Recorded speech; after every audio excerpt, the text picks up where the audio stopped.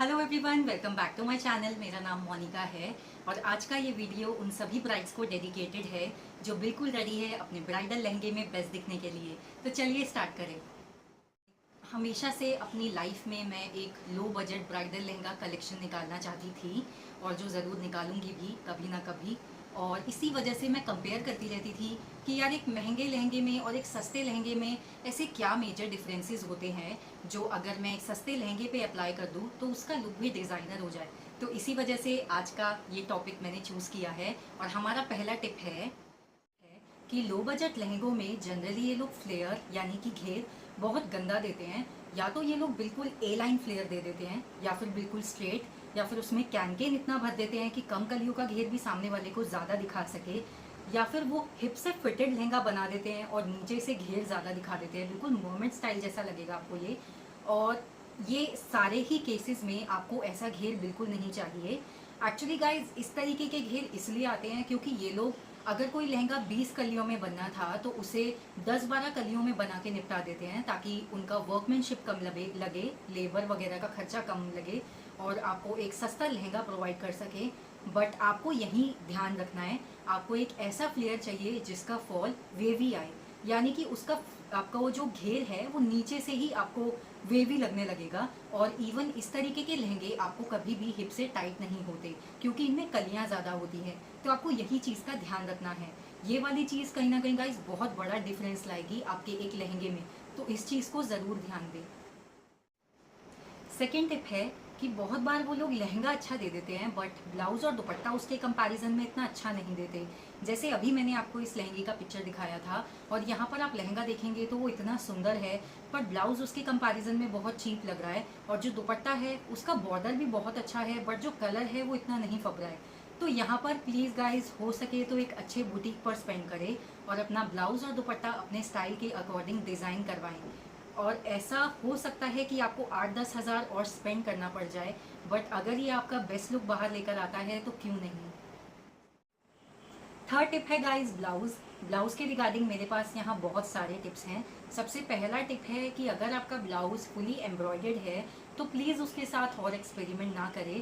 Fashion का एक बहुत बड़ा मंत्र है लेस इज मोर, जितना कम होगा उतना ज़्यादा दिखेगा, जिसे बहुत बार मेरे क्लाइंट्स भी अंडर एस्टिमेट करते हैं। तो अगर आपका ब्लाउज फुली एम्ब्रॉयडर्ड है तो सिर्फ उसके स्टाइल लाइंस के साथ प्ले करें, यानी कि आप उस ब्लाउज को ब्राकेट सिलवा सकते हैं। ब्राकेट अभी बहुत ज़्यादा ट्रेंड में है तो मैं यही सजेस्ट करूँगी। और दूसरा आप उसे प्रिंसेस लाइन बनवा सकते हो। यही दोनों स्टाइल लाइन सबसे ज़्यादा चलती हैं आपके ब्राइडल वेयर ब्लाउजेज में, तो आप इनके साथ जा सकते हैं। और गाइज ऐसा बिल्कुल ना करें कि अगर आपके दुपट्टे पे कोई छोटी सी लेस है तो आप वो लेस अपने ब्लाउज पे भी लगवा रहे हैं। आप यकीन मानिए ऐसी छोटी मोटी चीज़ें ब्लाउज में कभी भी ध्यान नहीं जाती क्योंकि उसकी कढ़ाई ही अपने आप में इतनी अच्छी है कि वहाँ पर कोई ध्यान नहीं देने वाला। और दूसरा टिप है ब्लाउज की फिटिंग। गाइस प्लीज़ एक अच्छे बुटीक पे स्पेंड करें, ये मैं दोबारा बोल रही हूँ, क्योंकि एक अच्छा फिट पूरा लुक उठा भी सकता है और बेकार फिट ऑफ कोर्स गिरा सकता है। तो इसलिए इस पर ध्यान दें, इस तरीके की लूज स्लीव्स के साथ ना जाएं, प्रॉपर ब्लाउज को फिट करवाएं। और थर्ड टिप है ब्लाउज नेकलाइन। अगर हो सके तो आप ब्रॉड नेकलाइन और डीप नेकलाइन को कैरी करें, और अगर आप डीप नेकलाइन में कंफर्टेबल नहीं है तो आप सिर्फ ब्रॉड नेकलाइंस के साथ जा सकते हैं। ऐसा करने से क्या होता है, आप अपनी ज्वेलरी को एक प्लेन कैनवस प्रोवाइड करते हो और आपकी ज्वेलरी और उठ के दिखती है। तो इस वजह से आप जो है अपनी नेकलाइन के अकॉर्डिंग भी ज्वेलरी को चूज़ कर सकते हैं। जैसे गाइज अगर डीप यू नेक होती है तो उसके साथ एक चोकर ज्वेलरी, जोकर सेट बहुत ही बढ़िया लगता है। तो आप इस तरीके से अपने ब्लाउज को डिज़ाइन करवाएं। फोर्थ चीज़ है दुपट्टा। गाइस हो सके तो अपने दुपट्टे पे इस तरीके के बीड वर्क वाले लेस के साथ बिल्कुल ना जाए। कहीं ना कहीं ये वाली लेस आपके लुक को बहुत गिरा देती है, चीप दिखाती है। इसके बजाय आप सेपरेटली बीड्स परचेज कर सकते हो चांदनी चौक से। ऐसे आपको जरी के बीड्स मिल जाएंगे जो 500-500 के पैकेट आते हैं, और उन्हें आप यूज़ कर सकते हैं अपने दुपट्टे पे। उन्हें आप दूर दूर लगवा सकते हैं। इस तरीके से आपका वो दुपट्टा और एलिगेंट लगेगा और सोबर लगेगा।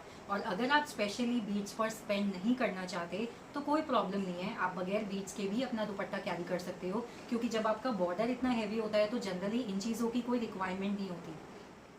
दूसरी चीज़ है गाइस कि आप दुपट्टे में ड्रेप के साथ एक्सपेरिमेंट कर सकते हो। आप बजाय सिर्फ 2 दुपट्टे के 3 दुपट्टे के साथ अपने ब्राइडल एंट्री कर सकते हो। और अगर आपने वीरे दी वेडिंग वाली मूवी देखी हो तो वहाँ करीना कपूर ने अपनी ब्राइडल एंट्री एक फ्लावर गार्लेंड्स के साथ की थी। तो आप इस तरीके से ये गार्लेंड्स कैरी कर सकते हो फ्लावर्स की, या फिर आप एक दुपट्टे के ट्रेल के साथ जा सकते हो जो भी बहुत ट्रेंड में है। इस तरीके का दुपट्टे का लॉन्ग ट्रेल लीजिए और एक बढ़िया सी ड्रामेटिक एंट्री कीजिए अपने ब्राइडल लहंगे में। फिफ्थ और फाइनल चीज़ है लहंगा लेंथ। अपना लहंगा बनवाते हुए ये ध्यान रखें कि आपको आपका लहंगा या तो फ्लोर टच बनवाना है या फ्लोर से 1 इंच ऊंचा बनवाना है। कभी भी उसे बहुत लंबा ना बनवाए कि वो ज़मीन पे घसीटे। इससे क्या होगा, जो आपकी कढ़ाई होगी वो तो ज़मीन पे लेट रही होगी और आपका लहंगा इनकम्प्लीट लगेगा। और यही छोटी छोटी चीज़ बहुत मेजर रोल प्ले करती हैं आपके लहंगे को डिज़ाइनर दिखाने में। तो अगली बार जब भी आपका कोई फ्रेंड या रिलेटिव ब्राइड बनने वाली हो तो उसे ये वीडियो रिकमेंड करना मत भूलिएगा। साथ ही मैं फ्यूचर में ऐसी वीडियोस के साथ आती रहूँगी।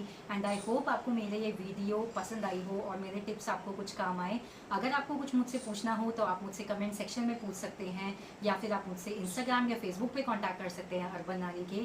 तो thank you guys for watching me and loving me so much.